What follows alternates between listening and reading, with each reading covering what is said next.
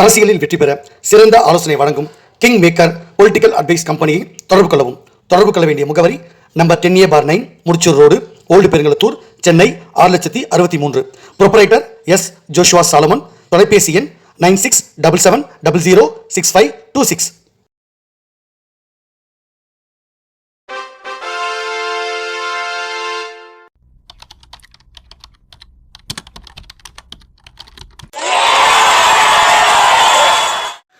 உலக தமிழ் ரசிகர்கள் அத்தனை பேருக்கும் என்னுடைய பணிவான வணக்கம். நான் செந்தில்குமார். இந்த பதிவில் நான் பார்க்க போகிறது நம்முடைய மரியாதைக்குரிய தமிழக முதலமைச்சர் ஸ்டாலின் அவர்கள் இந்த 2026 அவர் முதலமைச்சர் வேட்பாளராக நிற்க போகிறது இல்லை. இதை அதிகாரப்பூர்வமாக திமுகவில் விரைவில் அறிவிக்க போகிறாங்க. ஸ்டாலின் அவர்கள் முதலமைச்சர் வேட்பாளர் இல்லாமல் மரியாதைக்குரிய அன்பு சகோதரர் உதயநிதி ஸ்டாலின் அவர்கள் தான் திமுகவுடைய முதலமைச்சர் வேட்பாளராக மரியாதைக்குரிய நான் பெரிதும் மதிக்கத்தக்க துர்கா ஸ்டாலின் அம்மா அவர்கள் அவங்க சார்பாக அதிகாரப்பூர்வமாக அன்பில் மகேஷ் இருக்கார் இல்லையா, அமைச்சர் அன்பில் மகேஷ் சகோதரர், அவர் அறிவிக்க போகிறார். ஸோ இங்கே முதலமைச்சர் 2026 தமிழக முதலமைச்சருடைய அதாவது திமுகவுடைய வேட்பாளராக முதலமைச்சர் வேட்பாளராக ஸ்டாலின் அவர்களுடைய பெயர் இருக்காது. அந்த பட்டியலிருந்து அவர் பெயரை நீக்கிடுறாங்க. ஸ்டாலின் அவர்கள் தன்னுடைய மகன் உதயநிதி அவர்களை தான் முதலமைச்சராக முன்மொழி போகிறார். இதுதான் நடக்க போகுது. இது நிறைய பேர் ஏற்றுக்க போகிறதில்ல. அதை தடுக்கணும்னு ஸ்டாலின் அவர்கள் ட்ரை பண்ணுறாரு. அவரால் முடியல. ஏன்னா அவர் சொல்கிறது யாரும் கேட்க மாட்டாங்க. ஸ்டாலின் அவர்களுடைய இந்த இறப்பு பற்றி நான் ஒரு நியூஸ் போட்டிருந்தேன். அது நிறைய பேருக்கு புரியல. அரசியல்னால் பல விஷயங்கள் நிறைய ரகசியம்லாம் இருக்கும். அது எல்லாரையும் தேடி கண்டுபிடிக்க முடியாது. செந்தில்குமார் சொல்கிறத நிறைய பேர் தப்புன்னு சொன்னாலும் நான் சொல்கிறேன், மரியாதைக்குரிய புரட்சித் தலைவர் எம்ஜிஆர் அவர்கள் மறைந்த பொழுது அப்போ முதல்ல மக்கள் மத்தியில் திமுக என்ன சொன்னாங்க தெரியுமா? மரியாதைக்குரிய புரட்சித் தலைவர் எம்ஜிஆர் அவர்களுடைய மனைவியாக இருந்த ஜானகி அம்மா தான் கலைஞர் சொன்னார்னு அவர் பேச்சை கேட்டுக்கிட்டு அவரை ஏதோ பண்ணிட்டாங்க, அதனால தான் எம்ஜிஆர் இறந்து போயிட்டாருன்னு சொன்னாங்க. இப்போ இது இந்த மாதிரியான விஷயம்லாம் யார் இதை கட்டுக்கதையை அவுத்து விடுறது? திமுக தான். திமுக இந்த மாதிரி கட்டுக்கதையை அவுத்து விடும். ஆனால் அவங்க அது புரட்சித் தலைவர் எம்ஜிஆரை அவரை வாழவே கூடாதுன்றதுக்காக அவர் உயிரை பறிக்கிறதுக்கு அவர் திமுகவுக்கு போட்டியாக வந்துடக்கூடாது, அவர் முதலமைச்சர் கேண்டிடேட்னு அவங்க நல்லாவே தெரியும், வந்துடக்கூடாது, என்னென்ன டார்ச்சர் பண்ணணுமோ எல்லாத்தையும் பண்ணாங்க. அவர் சினிமா படம் எடுத்து தடுத்தாங்க. அப்புறம் அவர் அவரை சுட்டு கொல்ல ட்ரை பண்ணாங்க. அவரே கடவுள் காப்பாற்றிட்டார். அவருக்கு மட்டுமா அந்த கொடுமை? மரியாதைக்குரிய புரட்சி தலைவர் அம்மா அவர்களுக்கு நடந்த கொடுமை எத்தனை கொடுமை! அவங்கள காரோடு சேர்த்து சசிகலா அம்மையார் அவர்களையும் ஜெயலலிதா அம்மா அவர்களையும் எல்லாரையும் சேர்த்து கொல்றதுக்கு ட்ரை பண்ணாங்க. சட்டமன்றத்தில் அம்மாவுடைய சேலையை இழுத்தாங்க. எவ்வளவு அவமானங்கள், எவ்வளவு பிரச்சனை, நெருக்கடி. அதிமுக உடைச்சாங்க. ரெட்டப்புறா சின்னம், சேவல் சின்னம்னு பிரித்தாங்க. பல்வேறு கொடுமைகளை திமுக தொடர்ந்து அதிமுகவுக்கு பண்ணிக்கிட்டே இருந்தாங்க. அதிமுகன்ற ஒரு கட்சி இருக்கவே கூடாதுன்னு திமுக கட்டம் கட்டினாங்க. வரலாறு இன்றைக்கி திரும்புது. இந்த செந்தில்குமார் அப்படின்னு சொல்லக்கூடிய புரட்சி தலைவர் அவர்களால் பெயர் வைக்கப்பட்ட செந்தில்குமரன் அப்படின்னு எங்கள் அப்பா எம்ஜிஆர் கிட்ட சொல்லி இங்கே புரட்சி தலைவர் எம்ஜிஆர் அவர்களே ஏன்னா எங்கள் அப்பா எம்ஜிஆர் ரசிகர், திமுகவில் ஒரு தொண்டனாக இருந்தாலும் அவர் திமுகவோட பேச்சாளர். ஆக்சுவலாக கிட்ட என்னுடைய நெருங்கிய நண்பர். அதனால் புரட்சி தலைவர் அவருடைய ரசிகர்னால அவர் பிரச்சாரத்தில் வரும்போது நான் 1976 தான் பிறந்தேன். அப்படி இருக்கும்போது அவர் பிரச்சாரத்துக்கு வரும்போது அவர் செந்தில்குமரன் எனக்கு பேர் வச்சார். புரட்சி தலைவரால் அவர் கை தொட்டு எனக்கு செந்தில்குமார்னு அவருடைய வாய் முகூர்த்தம் பேர் வச்சார். அது செந்தில்குமார் எங்கள் அப்பா ஸ்டைலாக மாற்றிட்டார். குமரன்றது குமார்னு மாற்றிட்டார். ஸோ இந்த செந்தில்குமார் புரட்சி தலைவர் எம்ஜிஆர் அவர்களுக்காக பேசுவேன்னு யாரும் நினச்சிருக்க மாட்டாங்க. எனக்கும் தெரியாது. நான் சினிமாவில் தான் நான் கமல் சார்கிட்ட அசிஸ்டன்ட் டைரக்டராக நான் ஒர்க் பண்ணேன். அது நிறைய திரைப்படங்கள் ஒர்க் பண்ணியிருக்கேன். அதில் தசாவரம் படத்தில் எனக்கு அவருக்கு பிரச்சனை வந்தது. ஸோ நான் சினிமாவில் தான் நான் இன்ட்ரெஸ்டோடு இருந்தேன். அது கடவுளுடைய செயல். திடீர்னு நமக்கு அரசியல் பண்ணுறதுக்கு கடவுள் அனுமதி கொடுத்தாரு.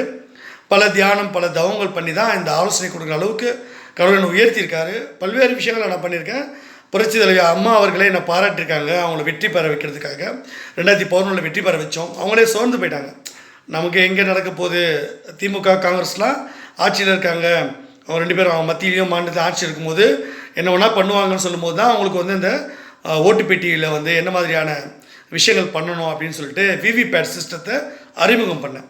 ஸோ அந்த மாதிரி பல விஷயங்கள் நான் செஞ்சு கொடுத்துருக்கேன். நிறைய பேர் தெரியாது, அவங்க தெரியாத மாதிரி நான் விளம்பரம் பண்ணிக்காததுனால அவங்களுக்கு தெரியறதில்ல. ஏதோ சொல்கிறாருன்னு அம்மாவே பாராட்டு எனக்கு கடிதம்லாம் கொடுத்துருக்காங்க. இல்லை பொய் சொல்ல ஒன்றுமே கிடையாது. நிறைய கண்டுபிடிகள் நான் நாட்டுக்காக கண்டுபிடிச்சிருக்கேன்.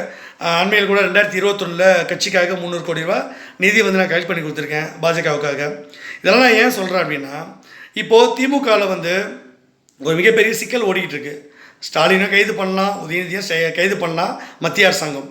இதில் ஏற்கனவே கூட்டணி கட்சிகளுக்கு வந்து எப்படி ஒருங்கிணைக்கிறது, அது என்டிஏல அப்படின்னு என்டிஏ தலைமையில் எப்படி ஒன்றிருக்கிறது அப்படின்ட்டு நிறைய விஷயங்கள் நான் பண்ணி வச்சுருக்கேன். எல்லா கட்சிகளுக்கும் நிறைய பேர் அதிர்ச்சி ஆனாங்க. ஏன்னா கம்யூனிஸ்ட் கட்சிக்கெல்லாம் போய்ட்டு நீங்கள் கூட்டணி போயிட்டு பேசுகிறீங்கன்னு கம்யூனிஸ்ட் கட்சியில் இருக்கவங்களே பயந்துட்டாங்க. பிஜேபி இது வரைக்கும் யாரும் வந்ததே இல்லைங்க, நீங்கள் கம்யூனிஸ்ட் கட்சி போய் பிஜேபி கூட கூட்டணி கூப்பிட்றீங்களே, இது எப்படி சாத்தியப்படும்னு கேட்டாங்க. அது எல்லா இடத்துலையும் சாத்தியப்படும். சென்ட்ரலில் நாம் வந்து தேசியம் சண்டை போடும்போது வேறு மாதிரி இருப்போம். ஸ்டேட்டில் வந்து ஒரு நிலையான ஆட்சி வேணும்னா இங்கே நம்ம வந்து குறைஞ்சபட்ச செயல் திட்டம்னு ஒன்றாந்துக்கலாம். அவனோட தப்பே கிடையாது அப்படின்னு நான் சொல்லி தான் நான் பண்ணியிருக்கேன்.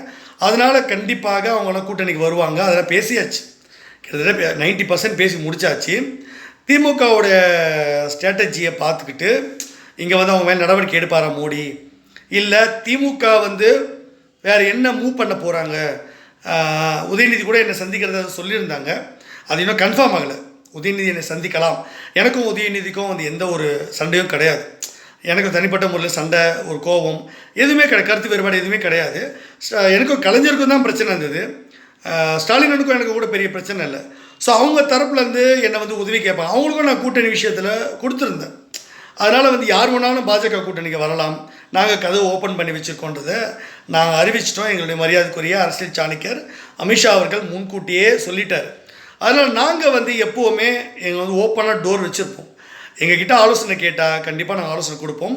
அதை யார் வந்து கேட்குறாங்களோ அதை பொறுத்து தான் அவங்க சொல்கிற விஷயங்கள் நாங்கள் கரெக்டாக வழி நடத்துவோம். அது ஆலோசனை கேட்கும்போது உரிய மரியாதை கொடுத்து எங்கிட்ட ஆலோசனை கேட்டால் கண்டிப்பாக உங்கள் வெற்றிக்காக நான் உழைப்போம். அதில் டவுட்டே கிடையாது. ஆனால் நான் அடிக்கடி வெளிப்படையாக சொல்கிறது என்னென்னா, நான் ஒரு அதிமுக அனுதாபி, அதில் மாற்றுக்கருத்தே கிடையாது. எனக்கு அதிமுக பிடிக்கும். நான் புரட்சித் தலைவி அம்மா அவர்களுக்கு நன்றி கடன் பட்டிருக்கேன். அதை நான் ஒருபோதும் மறக்கவே மாட்டேன். அம்மா அவர்களுடைய பொற்பாதத்தை தொட்டு நான் வணங்கி கேட்டேன். ஏன்னா அந்த அம்மா வந்து எனக்கு அந்த சமயத்தில் மிகப்பெரிய விஷயங்களை செய்கிறேன், செந்தில்குமார் கட்சிக்கு வந்து சேருங்கன்னும் போது என்னுடைய தாயார் அவங்க வந்து திமுகவில் வந்தவங்க இல்லையா, நாங்கள் குடும்பம் பாரம்பரியத்தில் வந்ததில்லை, அதனால் அதிமுக சேரக்கூடாதுன்னு அவங்க தடுத்ததன் காரணமாக நான் போய் சேர முடியல. எல்லாம் என்னென்னா நான் அதிமுக இருந்திருக்கணும். ஆக்சுவலாக பிஜேபிக்கு வரது முன்னாடி அதிமுக இருந்திருக்கணும். ஆனால் எனக்கு வந்து பிஜேபி சித்தாந்தம் பிடிச்சிருந்தது. பின்னாட்களில் அம்மா மறைவுக்கு பிறகு அம்மாவே போயிட்டாங்க, அதுக்கப்புறம் என்ன பண்ணுறதுன்னு சொல்லிட்டு தான் நான் வந்து பாஜக வந்து எனக்கு அழைப்பு வந்தது. அதனால் போய் சேர வேண்டிய கட்டாயம். ஆனால் எனக்கு பிடிச்ச சித்தாந்தம் தான், அதனால தான் நான் அதை தொடர்றேன். அதனால் அதிமுகவை பொறுத்து எப்பயும் எனக்கு சாஃப்ட் கார்னர் இருக்குது. இதெல்லாம் நான் ஏன் சொல்கிறேன்னா, அதிமுக ஆட்சிக்கு வரணுன்றதில் எனக்கு ரொம்ப ஈடுபாடு உண்டு. அம்மா அவர்கள் வெற்றி பெறணுன்றதுக்காக கலைஞர் தோக்கடித்து, கலைஞருக்கே எப்படி தோத்தாங்கன்னு தெரியாது. ஆனால் ஒரு விஷயம் மட்டும் கலைஞர் அவர்கள் சொன்னதாக மரியாதைக்குரிய சோ அவர்கள் சொன்னது இன்றைக்கி வரைக்கும் யூடியூப்பில் இருக்குது. பிராமணர்கள் ஒன்று கூடி தோக்கடிச்சிட்டாங்கன்னு சொன்னார். அது உண்மை. சோ அவர்கள் கூட இல்லை அப்படி மறுத்திருந்தார். இல்லை, அதுதான் ஃபேக்ட். செந்தில்குமார்ன்ற ஒரு பிராமணன், வர்ண ரீதியான பிராமணன், புரட்சி தலைவி அம்மான்ற ஒரு பிராமணர், சோ அவர்கள்ன்ற ஒரு பிராமணர், எல்லோரும் சேர்ந்து தான் மரியாதைக்குரிய விஜயகாந்த் அவர்கள் எல்லாரையும் ஒன்றா சேர்த்து வச்சு கூட்டணியை இது பண்ணி கலைஞர் அவர்களை வீழ்த்தியோம். அது உண்மை தான், வீழ்த்தினது உண்மை. அந்த பிராமணர் தான் தோக்கடித்தோம். அப்படி இருக்கவும் நாங்கள் அம்மாவுடைய விசுவாசிகள், அம்மாவுக்கு நாங்கள் வந்து நன்றி கடன் பட்டிருக்கேன். நான் அதிமுக அனுதாபி தான், நான் இல்லை மாற்று கருத்து இல்லை. ஆனால் மரியாதைக்குரிய எடப்பாடி அவர்கள் 2021 என்கிட்ட கேட்டிருந்தால் அவருக்கு நான் 300 கோடி நான் ஃபண்டும் நான் வந்து கலெக்ட் பண்ணி கொடுத்துருப்பேன். அந்த கட்சி மறுபடியும் ஆட்சிக்கு வந்திருக்கோம். மிகப்பெரிய விஷயத்தை அவர் வந்து கோட்டை விட்டுட்டார். அதுக்கு நான் என்ன பண்ண முடியும்? நான் எப்போவுமே எச்சரிக்கை கொடுப்பேன். என்னை பற்றி விஷயம் தெரிஞ்சவங்களுக்கு நான் சொல்கிறது எவ்வளோ சீரியஸு, நான் எவ்வளோ சொல்கிறேன் உண்மையான விஷயங்கள் செந்தில்குமார் முன்னெடுத்துப்பாருன்னு விஷயம் தெரிஞ்சவங்களுக்கு தெரியும். சில பேருக்கு அது தெரியாததுனால அதை விட்டுருவாங்க. ஏதோ சொல்கிறாரு யூடியூப்பில், அவரும் யூடியூபர் போல இருக்கு அப்படின்னு நம்மளுக்கு தெரியாதவங்க சொல்லிட்டு போயிடுவாங்க. அதுக்கப்புறம் இழப்பு வந்ததுக்கப்புறமா ஐயோ இப்படி ஆயிடுச்சேன்னு நினைப்பாங்க. இப்போ இந்த 2026 திமுக வருமா வராதா, அதிமுக வருமா வராதா, இந்த பிரச்சனை போயிட்டுருக்குது. கண்டிப்பாக என்னை பொறுத்த வரைக்கும் நான் வந்து யாருக்கு சப்போர்ட் பண்ணணும் அவங்க தான் ஜெயிப்பாங்க. ஏன்னா நான் தான் வியூகம் அமைச்சு கொடுப்பேன். இது நிறைய பேருக்கு புரியாதவங்க பற்றி எனக்கு கவலையும் கிடையாது. ஆனால் ஒன்று மட்டும் நான் தெளிவாக சொல்லுவேன், திமுக மிகப்பெரிய நெருக்கடியில் இருக்குது. அதை காமிச்சிக்காமல் அவங்க போகிறாங்க. ஏதோ கூட்டணி ரொம்ப இன்டாக்டாக இருக்குன்னு சொல்லிக்கிட்டு இருக்காங்க. அதெல்லாம் போய் அது வந்து ஒரு உளுத்து போன ஒரு மரம். அதை வந்து ஃபெவிகால் போட்டு ஒட்டி வச்சுருக்காங்க. அது ஃபெவிகால் கூட சாதாரண ஒரு ஃபெவி கம் மாதிரி போட்டு ஒட்டி வச்சுருக்காங்க.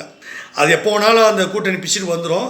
அது ஸ்டாலினுக்கும் தெரியும், வேறு வழி இல்லை, அவருக்கு ஏதோ ஒப்பேத்திட்டு இருக்காரு. பாருங்கள் 2026 வந்து ஸ்டாலின் அவர்களுக்கும் அந்த கட்சியில் மரியாதையில் அப்படியே போயிட்டே இருக்குது. உதயநிதி ஸ்டாலின் தான் அதை வந்து கைப்பற்றணும்னு நினைக்கிறார் கட்சியை. அந்த கட்சி என்ன ஆக போகுதுன்னு பாருங்கள். ஆனால் 2026 என்னுடைய ஆலோசனைப்படி யார் நடக்கிறாங்களோ அவங்க தான் சிஎம், இல்லை மாற்றுக்கிறதே கிடையாது. அதனால் ஸ்டாலின் அவர்கள் வந்து இதை வந்து எப்படி ஹேண்டில் பண்ண போகிறாரு எனக்கு தெரியாது. மரியாதைக்குரிய எடப்பாடி அவர்களும் எப்படி ஹேண்டில் பண்ண போகிறாருன்னு தெரியாது.